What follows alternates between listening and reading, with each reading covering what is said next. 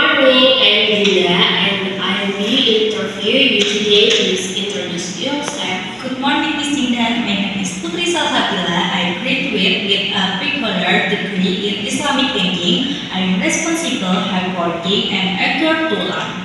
Nice to meet you, Salsa. Why do you want to apply for this position?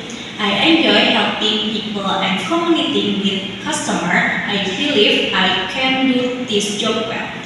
That's good. What are your strengths? I am friendly, disciplined, and quick learner.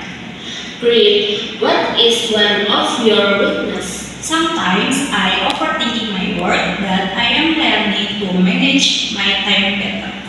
I see. Why should we hire you? Because I am willing to learn, hardworking, and contribute to the company.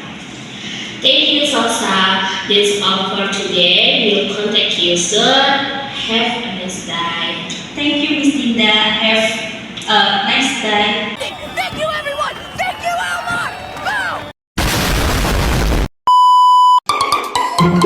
Go!